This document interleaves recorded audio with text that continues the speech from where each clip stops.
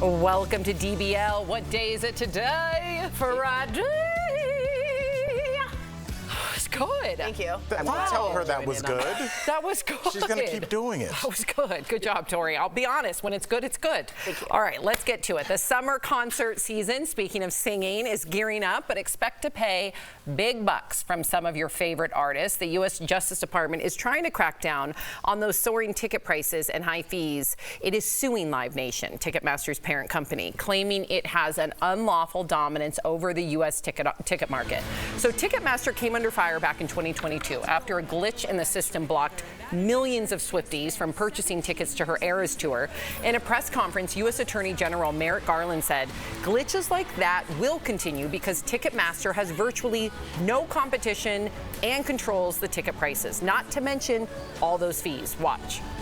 Those include ticketing fees, service fees, convenience fees, platinum fees, PriceMaster fees, per order fees, handling fees, and payment processing fees, among others. It is time for fans and artists to stop paying the price for Live Nation's monopoly. Fees, a lot of fees. But the Live Nation president told MSNBC that is not the case. He said Ticketmaster only takes in a fraction of those fees and has no control over ticket prices. Watch. But we're not setting the ticket price. The artist is setting the ticket price for what the artist needs to make at the show. And we're then working with the artist to market the show, to sell the tickets, to get the fans in, and on the ticketing side to operate the platform. Did anybody think the guy from Live Nation would be more lively? You know, like it's just like, oh, it's just a CEO guy. Some guy named. And it explains these fees we're dealing with. Yeah. Just so you guys know why this is such a monopoly, not only does Live Nation control 80% of primary ticketing, it manages over 400 artists. So they're now managing the artists. They also control a majority of the venues. So when you talk about capitalism and free market, the word market is super important because it means there's other competition. Yeah. And if there isn't any competition, you have that's illegal. That's a crime against antitrust and monopoly, and you see it going over. Let me give you guys a little quiz here. According to Pollstar, the average ticket price of the top 100 music in 2023 was $152. Okay, how much was it back in 2000? 68. 68. I said 60. 60. 50. 50. 50. $40. What? $40 in like 23 years. And you're prohibiting people from seeing real art and new musicians because, may I be honest, a lot of this is price gouging. Yeah. The CEO made tens of millions. The median average is at 30,000 of the employees that work there. That's a way out of whack. And at some point, we got to start talking about that CEO that looks so unlively. What is he gaining from this? Because it's a lot more than we are. And Jeff, you always talk about the fees. Yeah, I'm going to monopolize. You heard some of those. Of course, I'm going to monopolize this conversation. Good. Because this lights a fire under me. That guy's lying. Flat out lying. I agree. A fraction of the price? How about a third? Is that what you call a fraction? Because I'm going to concerts this summer with my wife, and you're paying a third in fees, processing fees. Don't tell me the artist gets that. This is a straight up monopoly. This is the mafia knocking on your door if you want to do business in their neighborhood. Hey, we're going to protect you. You got to pay us a monthly fee. That's a processing fee. You're straight up stealing. I can't believe I'm on the side with the government. This is crazy. It doesn't stop there. It doesn't stop at concerts. It's sporting events that I can't afford to take my two young boys to, that I have such fond memories of going to with my dad, watching Michael Jordan, the Blackhawks play at the old stadium.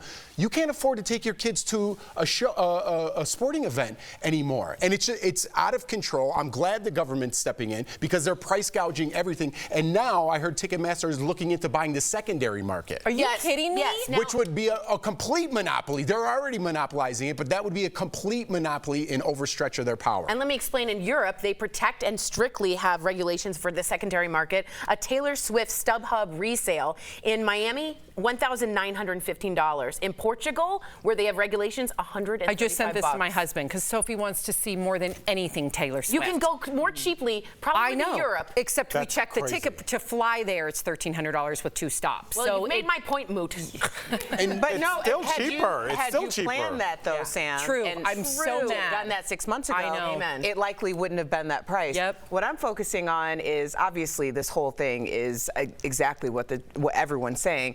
But when Tori mentioned that Live Nation actually manages artists, that means that they can decide who's touring and when. Right. What are those ticket prices going to be? And can a fan who, of course they know that, they know if you're a fan of this artist, you're also a fan of this artist. So are they going to cannibalize the two artists and the amount of money that you're spending when you're spending thousands of dollars on tickets? And I also don't quite understand. I remember the highest ticket price that I have ever spent, and this is just, it was something I really wanted to do, but it was at face value, is $2,500. My ticket, my actual price that I paid in service fees was like $500 or $600. So tell me how that $500 or $600 doesn't go back to Ticketmaster. And you probably paid that price when you were successful in your 40s, as opposed to somebody who really wants to see their favorite artist at 18, 16, 25. Sam, I paid this because I I considered it a continuing education. Like it was a event, you know. Right. But still, it was an event, and that's how much it was. And let's not stop there, though. Let's start with the resort fees and things like, I'm going away this weekend paying a couple $100 a night for my room, and we're renting a car. Here's $30 for parking. Don't tell me it's $30 for parking. Give me parking and put it on the bill. It's like $100 Stop with now. the resort fees. No. It's like $100 to park now. I mean, you just it's paid out of control. $100 to park. Yeah, when I was in LA this last time, I was at the Hyatt LAX, not a high-end hotel. It's nice, but whatever. And it was $85 to park. I was flying out to come here. 85? And like Yes. That used to be the price of the hotel room.